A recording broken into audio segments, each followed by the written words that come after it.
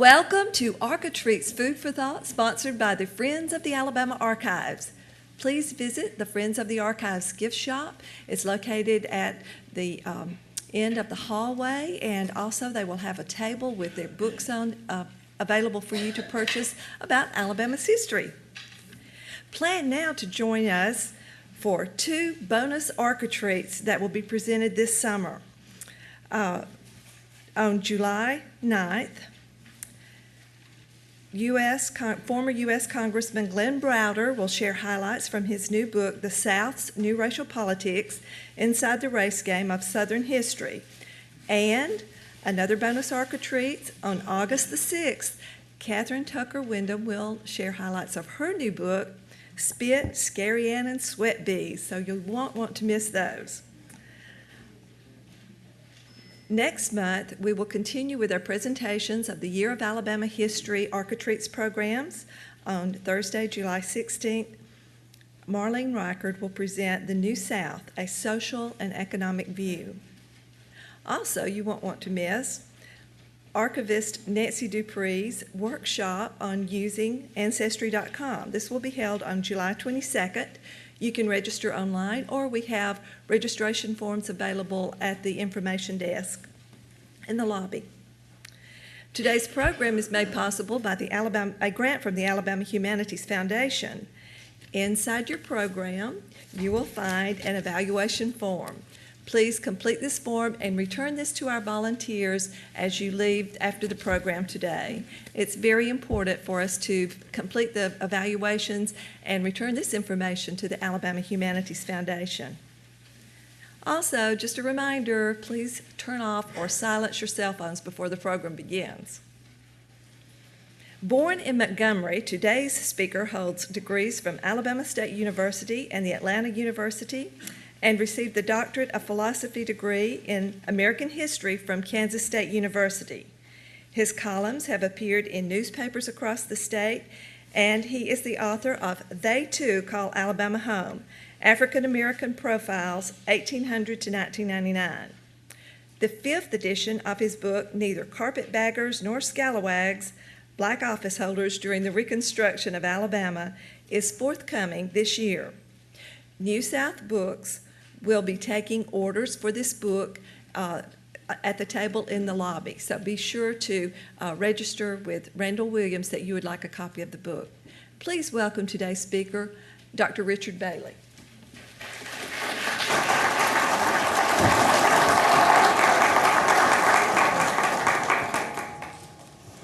Thank you very much. I came to Alabama in June 1979 to lay the foundation for my study of Reconstruction in Alabama. Please allow me today to share with you what I have learned, just some of the things I have learned since June 1979.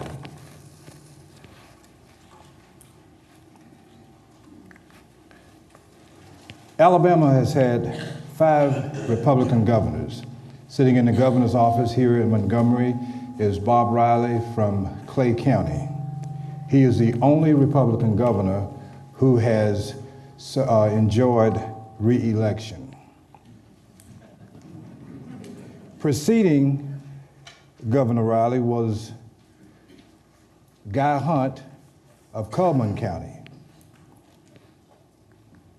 And preceding him was Father James of Lee County, who became the state's first Republican governor since Reconstruction.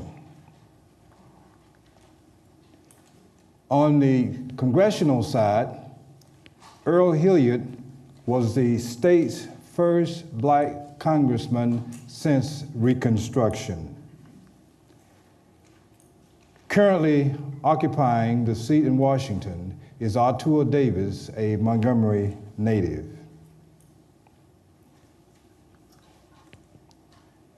The Civil War ended on the national level on 9 April 1865 when General Ulysses S. Grant accepted the terms of surrender from Robert E. Lee at Appomattox County Courthouse.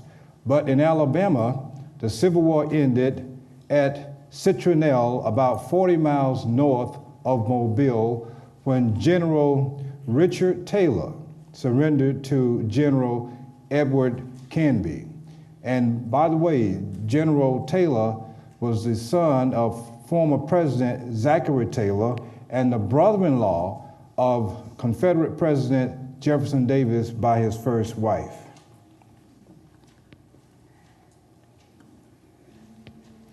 Since the end of the Civil War, Alabama had gone 50 days without any civil government. President Andrew Johnson, who had assumed the reins from the assassinated Abraham Lincoln, appointed Lewis Parson on 21 June 1865 as provisional governor here in Alabama. And Governor Parson assumed that role until 20 December 1865. This man had some tall orders in front of him. His first task was to just restore civil government in Alabama, restore some order, get some order in this state, and then to get the state to accept the terms of surrender, to get them to accept that slavery was over, and to get those people in Alabama to call a constitutional convention to assemble here in Montgomery so that the state could call for an election to get the state readmitted to the Union. Robert Miller Patton became governor in Alabama in 1865 after Governor Parson. This man had a tall order in front of him, just as General Parson did. And one of the things that he had to contend with was railroad financing. The Civil War had destroyed the railroads here in the state of Alabama, and Governor Patton had to deal with railroads here in Alabama. General Swayne, the Assistant Commissioner of the Freedmen's Bureau here in the state of Alabama, called Governor Patton basically a fair-minded man, because one of the things that Governor Patton had to contend with was how to handle those 437,000 African Americans who had been slaves in the state of Alabama. And one of the things that Governor Patton did was to let those former slaves know that this is a white man's government in the state of Alabama. On the other hand, he was a bit paternalistic in the sense that he opened the hospitals of Alabama to black people who were insane.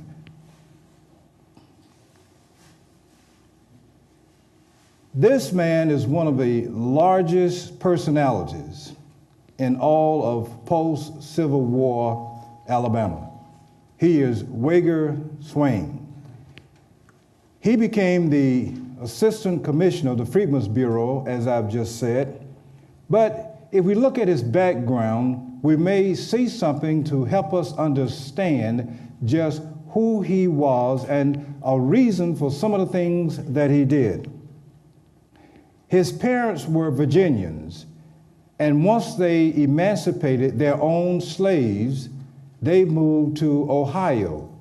And for that reason, Wager Swayne was born in Columbus, Ohio. But the story doesn't stop there. Noah Swayne, Wager Swayne's father, was appointed to the U.S. Supreme Court by President Abraham Lincoln.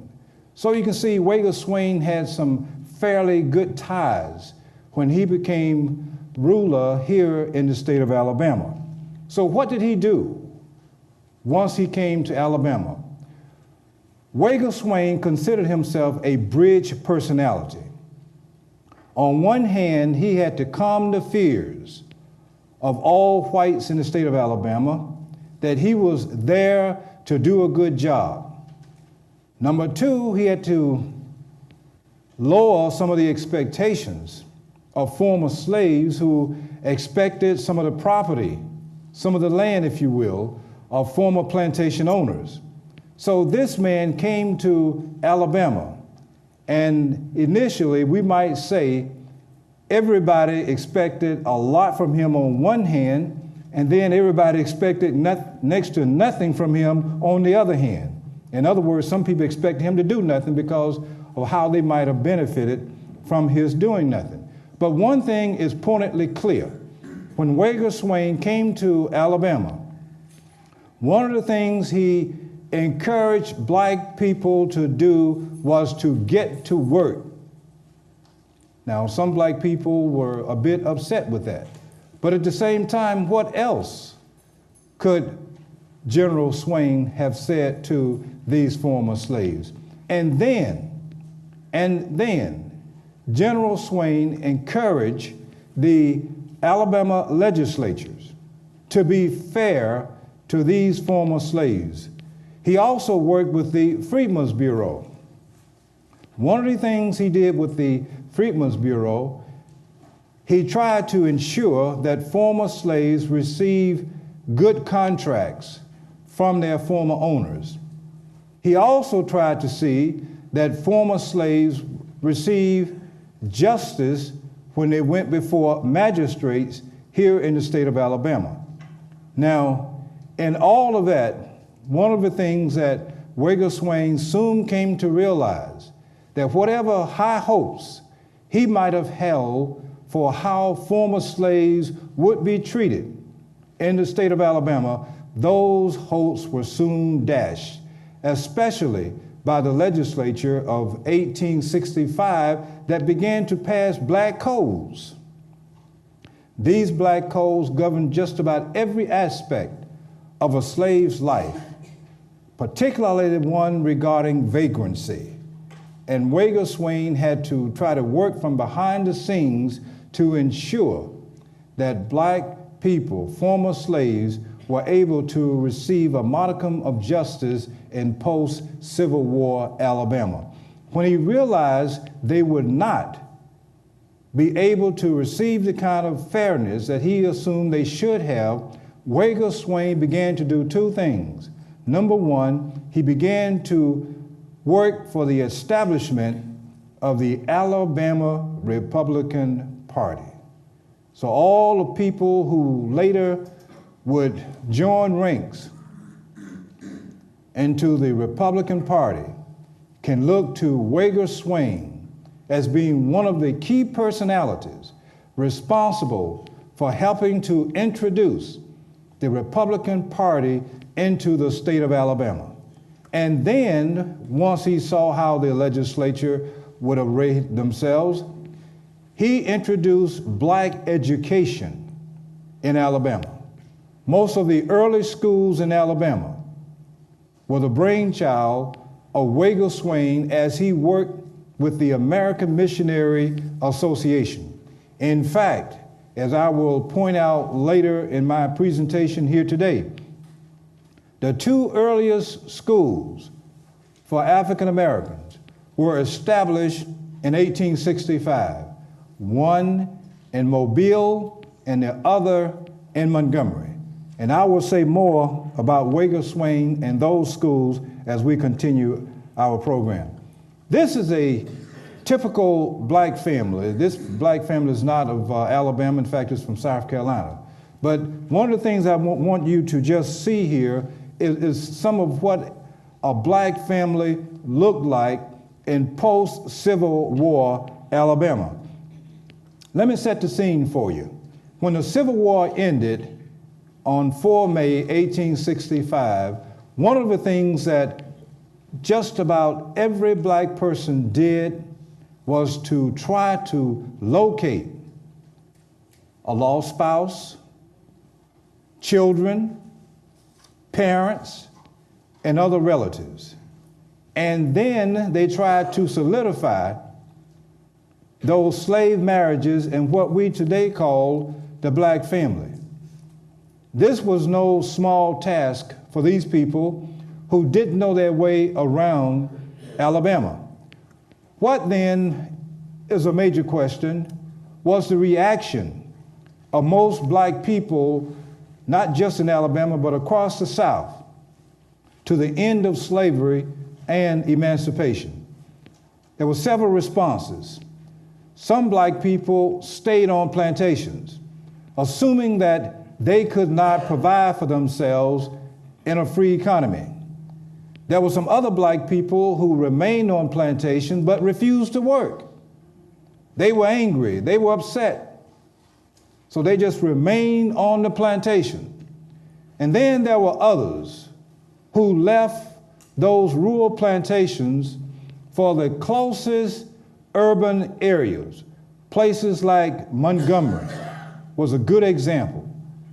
Slaves flocked into the closest city, and one of the reasons they went to these urban areas, by 19th century standards, of course, they felt there they could receive some sort of legal protection that they might not receive had they remained on plantations.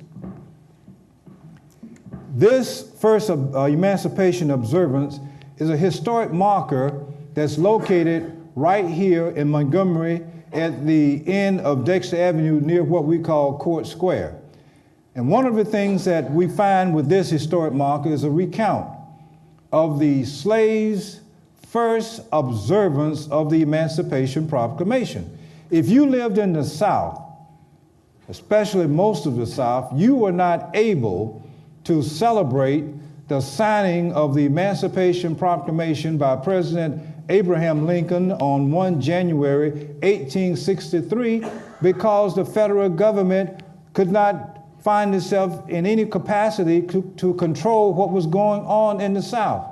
So for the most part, African American slaves could not celebrate the signing of the Emancipation Proclamation until 1 January 1866. And what we have here toward the end of that passage is a statement where we are quoting Holland Thompson. And we're going to say more about him later.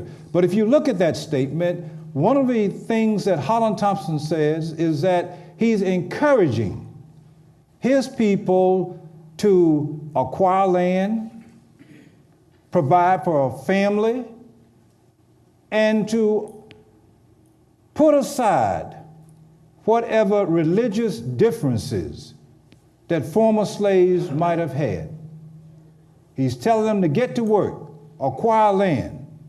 And the one point that we can easily emphasize with this statement by Holland Thompson on 1 January 1866 is to show the similarity of this statement with the position of Booker T. Washington after he came to Tuskegee in July 1881.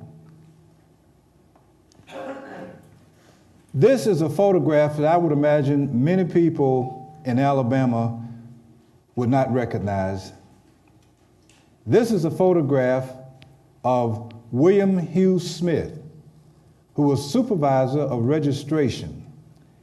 And I'm going to talk about him in greater detail later, but William Hugh Smith is one of the persons who worked for Wager Swayne. William Hugh Smith would help to organize the Alabama Republican Party. And what he's doing in his capacity as supervisor of registration, on 2 March 1867, Congress passed the first of a series of Reconstruction Acts, and then on 23 March 1867, Congress passed a supplementary Reconstruction Act. And what these two acts did was to lay the foundation for the enfranchisement of African Americans. That is to say, to lay the foundation for black people in the state of Alabama becoming voters. And William Hugh Smith helped to do exactly that. This is a portrait of a black man casting a ballot. In 2009, it is perhaps easy for a person to downplay the significance of voting. But in 1867, 1868, black people eagerly cast their ballots. And I might inject a degree of humor here. In one area, one black man said he voted twice to make certain that his vote counted. This is George Spencer. George Spencer was elected to Congress in 1868 and served until 1879. He served on the Republican ticket. The reason that George Spencer is so important is that when he came to Alabama and settled in Decatur, where he practiced law, George Spencer became the biggest personality in Republican circles in the state of Alabama. He became the dispenser of patronage, and everybody in Alabama who wanted to enjoy success in the polls needed to be a friend of George Spencer. And believe it or not, there were some black people, such as James Thomas Rapier, whom we will talk about later, who joined the Spencer Gang, as Spencer's coattail was called. But George Spencer did much, and in my judgment, too much, to precipitate factionalism within the Republican Party in the state of Alabama than perhaps any other personality. This is a portrait of Willard Warner. If you were not a member of the Spencer Gang, be you black or white, on the Republican side of the House, then you were a member of the Willard Warner Gang. Willard Warner served as a congressman from 1868 to 1871. So you can see, had these two large personalities who came to Alabama, Warner from Ohio and Spencer from New York, if they could have submerged their differences, the course of Reconstruction in Alabama might have been vastly different. But they could not, and they did not. Here again is the portrait of William Hugh Smith. After the delegates to the Constitutional Convention of 1867 met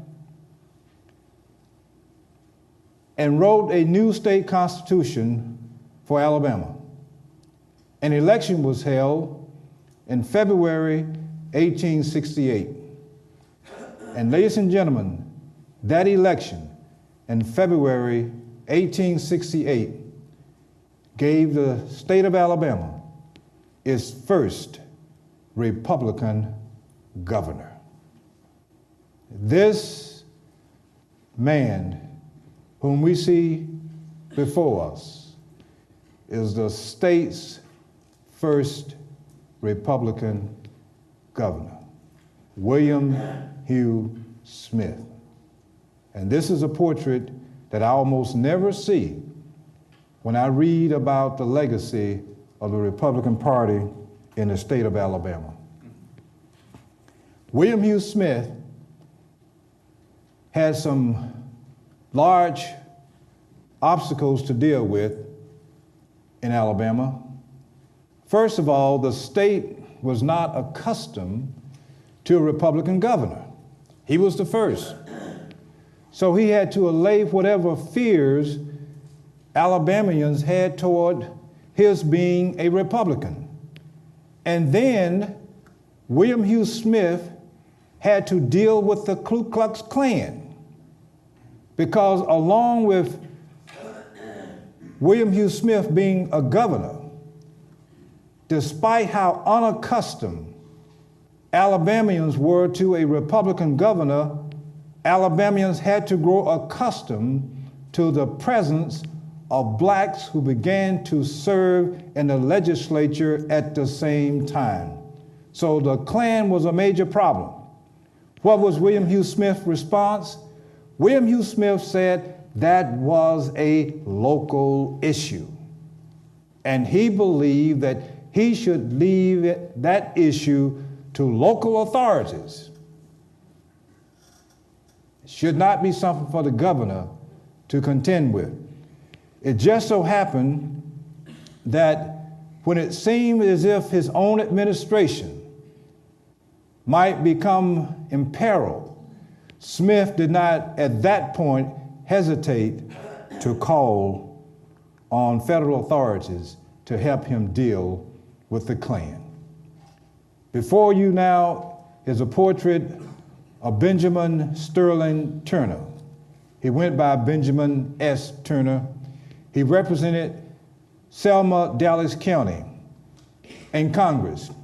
He was elected in 1870 and served from March 1871 to March 1873.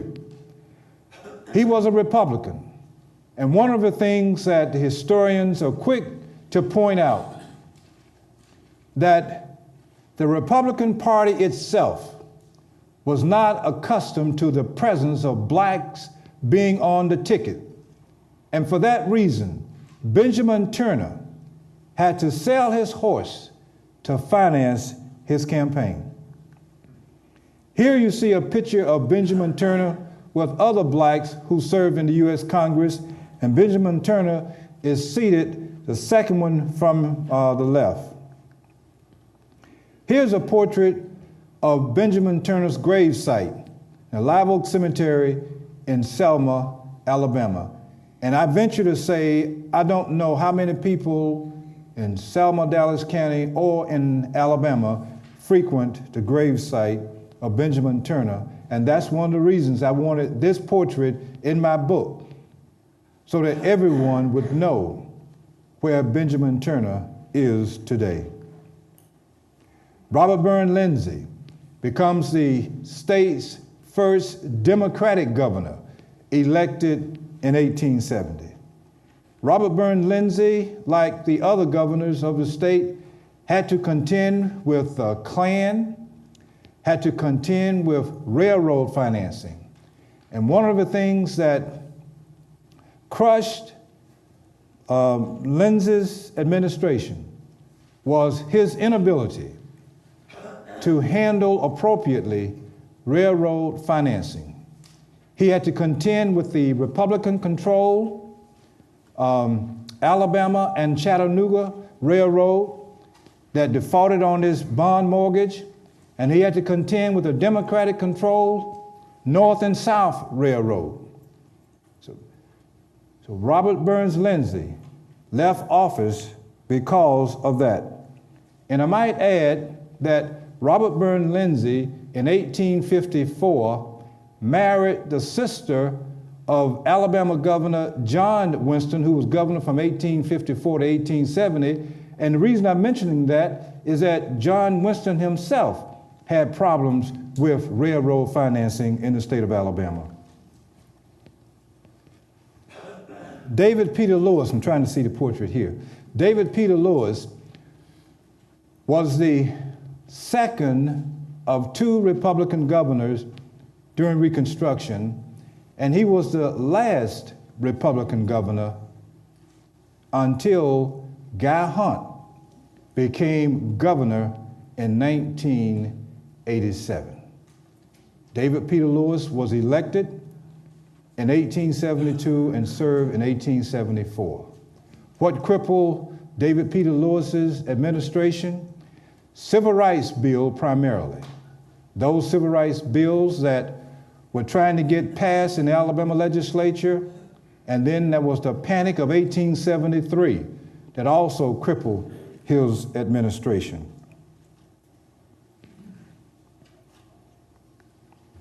This is a picture of the legislature of 1872, in which we had black members who served in that legislature.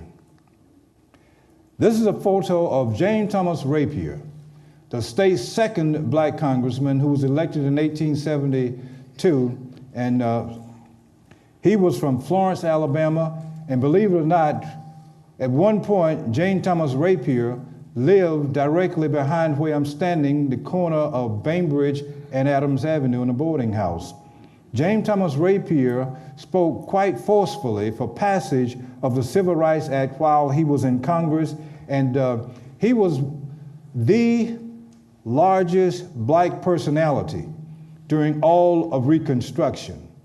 And I hope that when you get a copy of my book, you will read about James Thomas Rapier, but just let me add a couple of things about him in passing to show you the kind of esteem in which James Thomas Rapier was held when he died here in Montgomery in May 1883.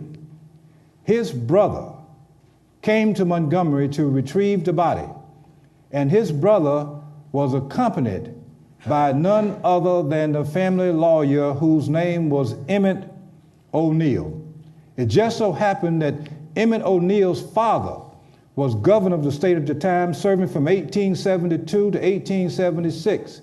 Emmett O'Neill himself would later become Alabama governor from 1911 to 1915. That was the esteem in which James Thomas Rapier was held. But the family felt that James Thomas Rapier was not appreciated here in the state of Alabama, so they buried him in an unmarked grave in St. Louis, Missouri. And just about 10 years ago, we found where that grave was located, and we're going to put the appropriate designation on that gravesite one of these days.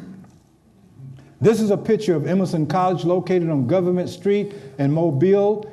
This school was established before the Civil War even ended in Alabama in 1865. This was designed to become Alabama's first black college. I talked to former Alabama State University President Leon Howard, who told me that he attended Emerson School when he was in grade school. It never did become a college. This is a photo of Swayne College, located here in Montgomery near the intersection of Union and Grove. This school, the land was purchased also in 1865. Emerson Institute, the state's oldest, established before the Civil War ended in 1865, and then Swayne School, property being purchased in 1865, becomes the second oldest, which means that Swayne School, later known as Booker T. Washington School, is the oldest black school in the state of Alabama. This is a portrait of a classroom during Reconstruction. And this is the First Baptist Church here in Montgomery. And one of the reasons I want to mention this church is that the land was purchased in 1866, and the black members laid the cornerstone in 1867. But this church was located in the politically active 5th Ward here in the city of Montgomery. And in this church is where Holland Thompson worshiped. Holland Thompson was the most powerful black politician here in the city of Montgomery during Reconstruction. But at the same time, a member of this church was named Laddie J. Williams, who on 3 February 1873 introduced the first civil rights bill in the Alabama legislature. Laddie J. Williams died at the age of 29 1 year later in 1874. Alexander Curtis was one of the guiding spirits behind the incorporation of the Lincoln School of Marion, 17 July 1867. It was Alexander Curtis who was responsible for guiding the Lincoln School of Marion from under the umbrella of the American Missionary Association to state affiliation, and that's how the Lincoln School of Marion became a state-supported school because of Alexander Curtis, one of the incorporators. This is a school building at the Lincoln School, and this is Swayne Hall on the campus of Talladega College. And one of the reasons we want to mention this, just to show the esteem in which black people held for Wager Swayne. Swayne School here in Montgomery, Swayne Hall on the campus of Talladega College. William Hooper Counsel, an assistant engrossing clerk here in the Alabama legislature, 1872. And that was during the same time that Reuben Jones represented Madison County in the Alabama legislature. And William Hooper Council went on to establish what is today known as Alabama A&M University, that opened its doors on May 1875. I have pulled together that William H. Council was able to do that because he and Reuben Jones were immediate neighbors living in Meridianville, Madison County. This is Mansfield Tyler, one of the largest personalities in religious and political circles in the state of Alabama. Mansfield Tyler established the first black church in Lounsboro for African Americans after the Civil War. He was a member of all those religious bodies that met at the First Baptist Church here in Montgomery to establish what we now call a Baptist Association here in the state of Alabama. He was also one of the founders of Selman University. Horace King built the staircase in the state capitol. After that burned in 1849, Daniel Pratt called on Horace King to help him build the staircase. But not only that, Horace King, along with John Godwin, his owner, built the first bridge spanning the Chattahoochee River, connecting Phoenix City and Columbus, Georgia. John Godwin answered a foreman's call for someone to come and build that bridge in March 1832. They came to Alabama in May 1832, and they worked on that bridge from May until 1833. That bridge was 400 feet long, and it cost $4,000. This is a marker for Horace King that you'll find near the Dillingham Street Bridge in Columbus, Georgia, and Phoenix City, Alabama, a second marker for Horace King. And this is a marker that Horace King built to his owner, John Godwin, after John Godwin died in 1858. This is Lord Lethbridge, who served in Alabama here. And Lord Lethbridge was a victim of a flu epidemic that swept over Alabama in 1918, and he died November 1918 at the age, I believe, 84. And he had donated land near his home in Falkland, Greene County, for a church and a school, and he's buried in the Old Barber Cemetery there. Charles Harris lived 2 blocks east of the Alabama Archives, and he too served in the Alabama legislature. And when he left the legislature, he worked for 30 years in the post office. And while you don't remember Charles Harris, and some of you probably don't know him, you do know his son-in-law, Ralph J. Bunch. Elijah Cook, the city's first black mortician. Elijah Cook is the biggest guy, I might say, in Montgomery history. He's the one responsible for Swayne School, and he was asked by Wager Swayne to choose a location for Swayne School, and he chose Union Grove Street because it was not too far from his home at 542 South Decatur Street. He's one of the persons responsible for bringing the Lincoln School of Marion as they met at the Old Ship Church in August 1887 because he was a member of Old Ship Church. And as I said, he located his business at 106 North Perry Street in the vicinity of City Hall. And Elijah Cook, just all-around businessman. Samuel J. Patterson is the only state legislator black to represent Autauga County. This marker along the highway leading into Eufaula shows some of the difficulties black had in getting elected to office in 1874. There was an election riot. And here again is George Smith Houston, called him the bald eagle of the mountains. He's the Redeemer governor in the state of Alabama. He's the one who was responsible for helping to lead the state away from Republican rule with the return of the Democratic Party here in the state of Alabama. Jeremiah Harrison, the state's last black congressman during the Reconstruction period, elected in 1874. The Constitutional Convention of 1875, the last time the black people had served as members of a Constitutional Convention. Ed Maul of Selma, Dallas County is the only legislator to date who can say that a relative served in the Alabama legislature. And that distinction also holds true, I understand now, for Earl Hilliard Jr., who is also in the legislature.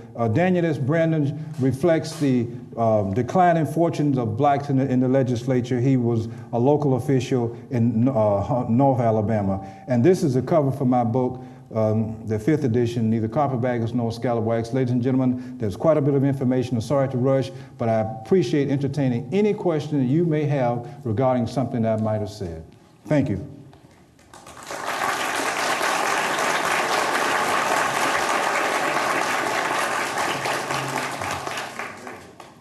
If you have a question, we would like for you to speak directly into the microphone.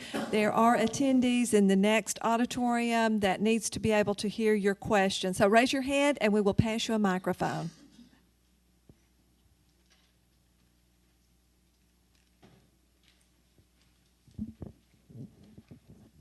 You mentioned the railroad debt and so forth. Do you happen to know the debt that the state of Alabama had at the beginning of Reconstruction and the amount of the debt at the end of Reconstruction? No, I don't. I want to be candid with you. I don't know. In fact, I don't know if anybody would even want to admit what that debt was. Yes.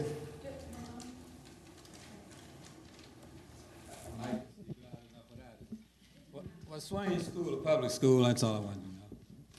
Swayne School, was that a public school? Yes. Yes. Yes. Union and Grove Street, that later became Booker T. Washington School. Booker T. Washington was public, I know. Yes. What year was Swayne established, if you happen to know? Yes. Swayne, as I said, the movement to buy the property was started in 1865, and I think the school actually opened its doors in 1869 for students. It's all listed on that marker. The Swayne School was not a high school. No. I'm so glad you mentioned that. Let me say, when I'm mentioning here Emerson College, Swayne College, none of these schools were begun as college. They begun as primary schools, because if you're coming out of slavery, you can't leave the fields one day and go to college the next day. You need to go to the first grade first. So they had colleges and university in their name because that's what they were designed to become one day. Yes. Mr. Bailey, Yes. Do you have any other information about the American Missionary Society? I heard you mention the connection between Swayne School and, of course, learning in general, and the Lincoln Marion connection. So is there anything more you could tell us about the American Missionary Association? Let me say that the American Missionary Association was one of several organizations that came north to help to provide teachers for black citizens in the state. And one of the things that I did in my carpetbagger book, I have a listing of every teacher, along with hometown, that came to Alabama during this time period to work with these schools. And the American Missionary Association, along with the Congregationalist Church, once they established a school, they went, or church, they went right on to establish a school. So whenever you found a school or church associated with the AMA, you found the other. And Montgomery is a good example, because you have Swayne School at Union and Grove, and you have a Congregationalist Church at Union and High.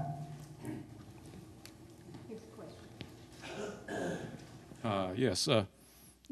Congressman Rapier, who had the big funeral here in town, yet instructed his family not to allow him to be buried apparently anywhere in the state. What was his background that he was able to become such an effective legislator? And when he finally was buried, how in the world did he end up in an unmarked grave, even in another state? Okay, if I understand your question correctly, James Thomas Rapier was a congressman, not a state legislator. Okay, right. And after he left office, he became assessor of internal revenue here in Montgomery, because he was a member of the Spencer wing of the party, and the Republican presidents were in power during that time, President Grant in particular, and that was responsible for Rapier's ascendancy, a member of the Spencer wing of the Republican Party and not a member of the Warner wing of the Republican Party. What was his background before? Oh, sure, good enough. Right. Somebody thought he could make a good one. Rapier had attended school in Canada, and he had even gone to Europe to attend school. And as I mentioned in my book, Rapier is one of those guys who, by his own admission, studied sometimes as many as 18 hours a day. So he was well educated, and he was one of the best educated, or most educated, Reconstruction personalities of his day. And not only that, he amassed a small fortune. When he died in 1883, Rapier wealth stood at $50,000. And he never married. He was a three-man then? Yes, from Florence, Alabama. And there was a memorial service for Rapier this past November 2008 in Florence, in which some of this information came out. But that's how we can account for his ascendancy, the Spencer wing of the party, and the fact that we had Republican presidents, and he was qualified anyway. He was one of the best stump speakers in all of Reconstruction, and perhaps one of the best speakers also was a legislator named William V. Turner of Wetumpka, Elmore County. Dr. Yes. Yes. Yes. Bailey, can you discuss the rise of the Klan and the impact it had on Reconstruction during the time of your book? Yes, yes. Wow. Several things happened. Let me just say this. Lewis Parson, the provisional governor of the state of Alabama, once he left office, he did quite a bit to incite racial hostilities here in the state of Alabama. And he even joined the Republican Party, if you will. And he was not beyond asking, for example, with the adoption of the Constitution of 1868, Lewis Parson actually asked the Klan to intimidate black people and keep them away from the poll. And he also encouraged whites in Alabama not to vote for the Constitution of 1868. And then when the Civil Rights Bill was on the floor of the legislature, and by then Lewis Parson had become a member of the Alabama legislature, he helped to defeat the Civil Rights Bill in the state of Alabama. And let me just say, in the name of fairness, the kind of paradoxes we have to contend with when you study Reconstruction. That same Lewis Parson I'm talking about right now, during antebellum times, a black slave by the name of Millie Walker in Tuscaloosa came to Lewis Parson, and he was able to help her to become a free lady in antebellum Alabama. Those are the paradoxes you have to contend with. Dr. Bailey? Yes. Thank you. We enjoyed it very, very much.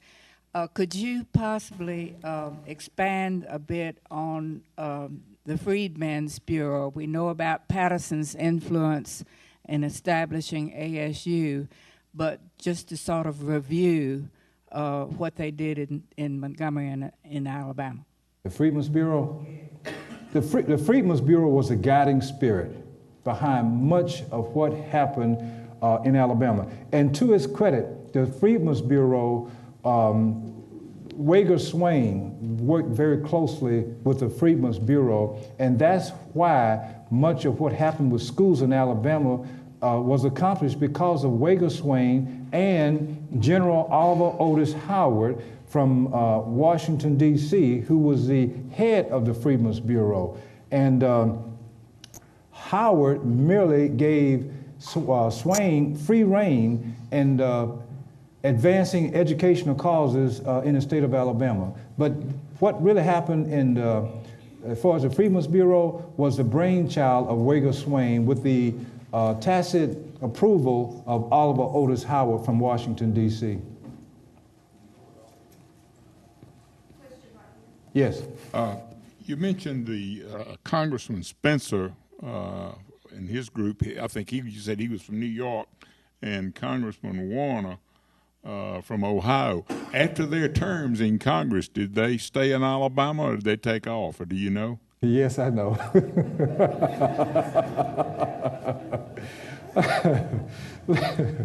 Well, let me first deal with Congressman Warner. He went to Tennessee and engaged in politics there.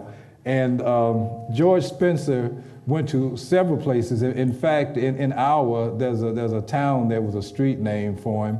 But he also went to New York for a while, and then he retired on this ranch in Nevada.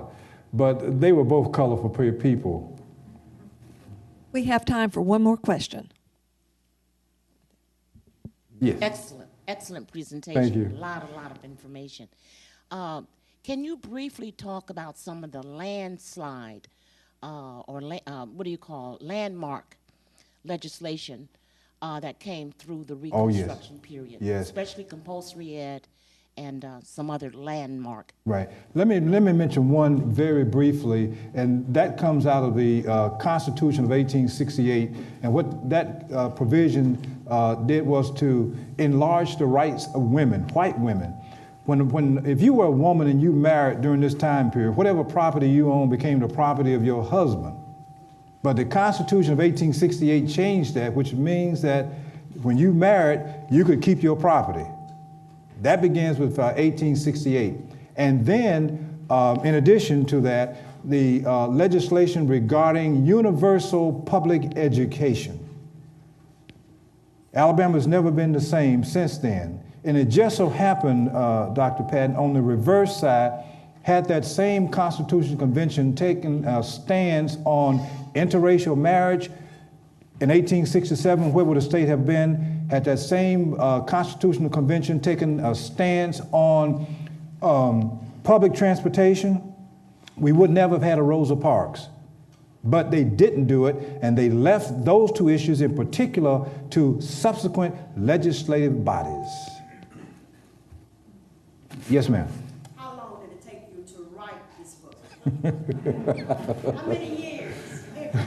As I said, I've been working on this for 30 years, but the book itself is an outgrowth of my doctoral dissertation, and I think the book, getting it in book form, might have taken about 3 or 4 or 5 years, something like that, after the doctoral dissertation. And I'm constantly working on things. For example, some of the photographs we have here clearly reflect my continued interest in the Reconstruction period in Alabama, because it's one of the most fascinating periods in Alabama's history.